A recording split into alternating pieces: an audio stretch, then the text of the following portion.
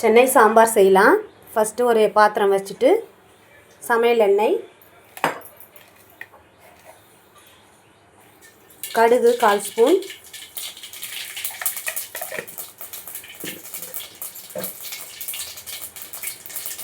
தோலோட தட்டி வச்ச பூண்டு,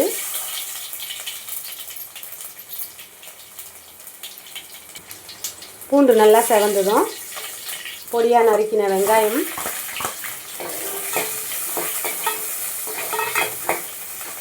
சாம்பாருக்கு நல்லா வதங்கணும்னு அவசியம் இல்லை, லேசாக வதங்கினா போதும். தக்காளியும் கொஞ்சமாக சேர்த்துக்கலாம். தக்காளி வெங்காயம் நல்லா வதங்கிடுது. ரொம்ப வதங்கணும்னு அவசியம் இல்லை. நல்லா கருவேப்பிலை உருவி சேர்த்துக்கோங்க. கொத்தமல்லியும் பொடியாக கிள்ளி போட்டுடலாம்.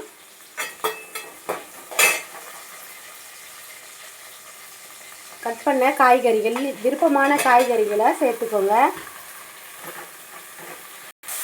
காய் நல்லா வதங்கிடுது. இப்போது தேவை காரத்துக்கு ஏற்ப ஒரு 2 ஸ்பூன் மிளகாத்தூள் சேர்த்துக்கோங்க. குழம்பு மிளகாத்தூள் சேர்த்துக்கோங்க. தேவைக்கேற்ப உப்பு சேர்த்தாச்சு. இப்போது தண்ணியும் சேர்த்துடலாம். நல்லா மிக்ஸ் பண்ணி விட்டுட்டு காய் வேக ஒரு 10 நிமிஷம் கொதிக்க விடுங்க. காய் நல்லா வேகட்டும். வேக வச்ச பருப்பெல்லாம் அப்புறம் சேர்க்கலாம். காய் ரொம்ப நல்லா வெந்துருச்சு. 10 நிமிஷம் நல்லா வெந்ததும் வேக வச்ச துவரம்பருப்பு கூட கொஞ்சம் சிறு பருப்பும் சேர்த்துக்குங்க. சாம்பார் நல்லா திக்காகவும் டேஸ்ட்டாகவும் இருக்கும்.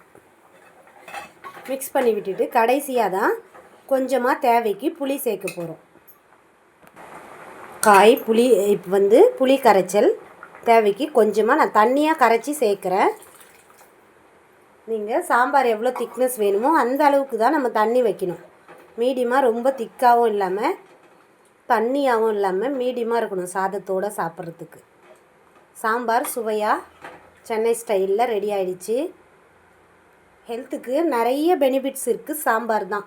அதனால் எல்லோரும் ட்ரை பண்ணி சாம்பார் வைப்பீங்கன்ற ஃபஸ்ட் டைம் என்னோடய சேனல் பார்க்குறீங்கன்னா ஒரு சப்ஸ்கிரைப் பண்ணிக்கோங்க.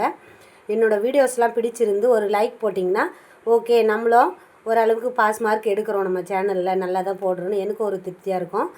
இப்போது சாம்பார் கொஞ்சம் ஒரு 2 மினிட்ஸ் கொதித்ததும் மல்லி இலை தூவி பரிமாற தயார் பண்ணிக்கலாம். சாம்பார் கொதித்து தயாரான நிலையில் வந்துருச்சு. ஆஃப் பண்ணிக்கலாம் ஸ்டவ்வை. வேறு பாத்திரத்தில் மாற்றிக்கலாம்.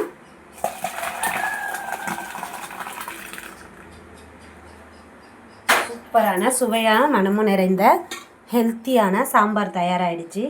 நிறைய பேர் ஃப்ரைட் ரைஸ்லாம் சாப்பிட்டு உடம்பை கெடுத்துக்கிறீங்க. இந்த மாதிரி சாம்பார் ரசம்னு எளிமையான முறையில் வச்சு சாப்பிடுங்க. ஹெல்த்துக்கும் நல்லது. தேங்க்யூ ஃபார் வாட்சிங் my video. Bye bye friends. Thank you.